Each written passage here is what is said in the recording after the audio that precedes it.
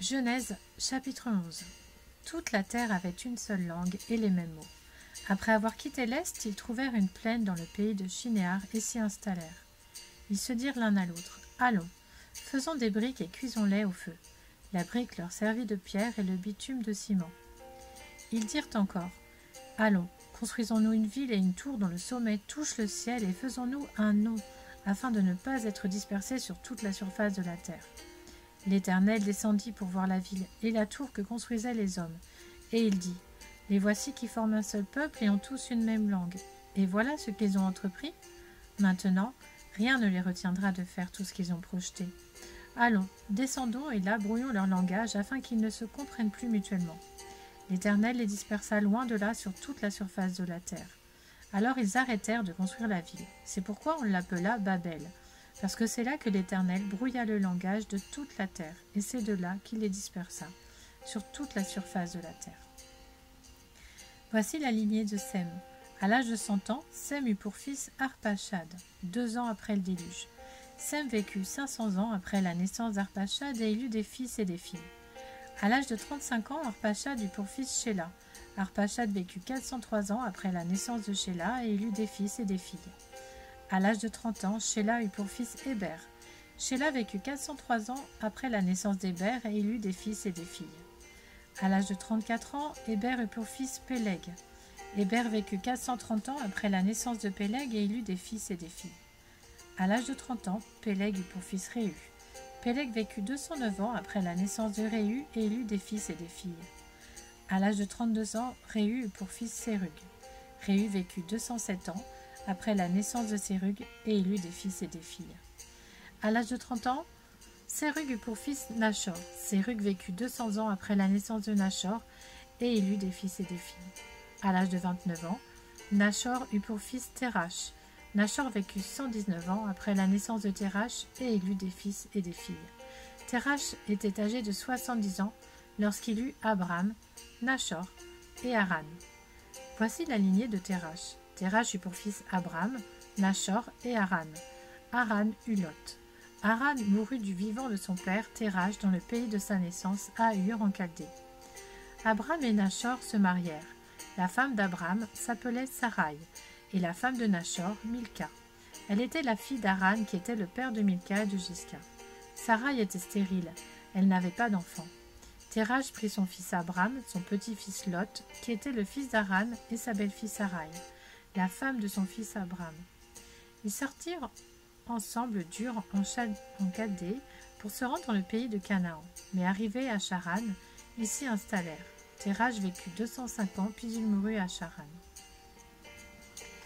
Genèse chapitre 12. L'Éternel dit à Abram, « Quitte ton pays, ta patrie et ta famille, et va dans le pays que je te montrerai. Je ferai de toi une grande nation, je te bénirai. Je rendrai ton nom grand, et tu seras une source de bénédiction.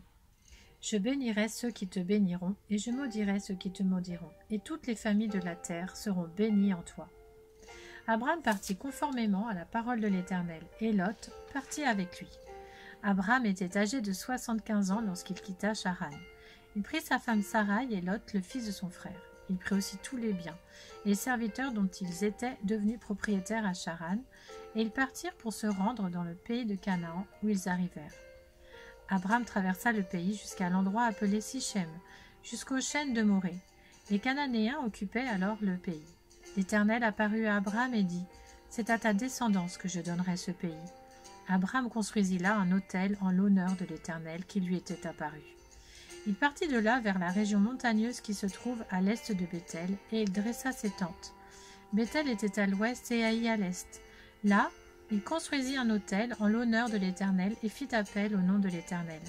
Puis Abram continua par étapes en direction de Néguev. Il y eut une famine dans le pays, et Abram descendit en Égypte pour y séjourner, car la famine pesait lourdement sur le pays. Comme il était sur le point d'entrer en Égypte, il dit à sa femme Sarai, « Écoute-moi, je sais que tu es une belle femme. Quand les Égyptiens te verront, ils diront, c'est sa femme, et ils me tueront, tandis que toi, ils te laisseront en vie. Présente-toi donc comme ma sœur, afin que je sois bien traitée à cause de toi et que je reste en vie grâce à toi. » Lorsqu'Abraham fut arrivé en Égypte, les Égyptiens virent que la femme était très belle. Les intendants du Pharaon la virent et la vantèrent au Pharaon, si bien que la femme fut emmenée chez le Pharaon. Il traita bien Abraham à cause d'elle, et Abraham reçut des brebis, des bœufs, des ânes, des serviteurs et des servantes, des ânesses et des chameaux. Cependant, l'Éternel frappa le Pharaon et sa famille de grands fléaux à cause de Sarai, la femme d'Abraham. Alors le Pharaon appela Abraham et dit « Qu'est-ce que tu m'as fait ? Pourquoi ne m'as-tu pas informé que c'est ta femme ? Pourquoi as-tu prétendu que c'était ta sœur ? De ce fait, je l'ai prise pour femme. Voici maintenant ta femme. Prends-la et va-t'en. » Et le Pharaon donna l'ordre à ses gens de le renvoyer, lui et sa femme, avec tout ce qui lui appartenait. Genèse, chapitre 13. Abraham remonta d'Égypte vers le Néguev avec sa femme et tout ce qui lui appartenait. Lot était avec lui. Abraham était très riche en troupeaux, en argent et en or. Il se rendit par étapes du Néguev jusqu'à Béthel, jusqu'à l'endroit où était sa tente au début, entre Béthel et Haï, là où se trouvait l'autel qu'il avait fait la première fois. Là, Abraham fit appel au nom de l'Éternel. Lot, qui voyageait avec Abraham, avait aussi des brebis, des bœufs et des tentes. La région ne suffisait pas pour qu'ils habitent ensemble. En effet, leurs biens étaient si nombreux qu'ils ne pouvaient plus rester ensemble. Il y eut une dispute entre les bergers des troupeaux d'Abraham et les bergers des troupeaux de Lot. Les Cananéens et les Phérésiens habitaient alors dans le pays. Abraham dit à Lot, « Qu'il n'y ait donc pas de dispute entre toi et moi, ni entre tes bergers et les miens, car nous sommes frères. Tout le pays n'est-il pas devant toi ?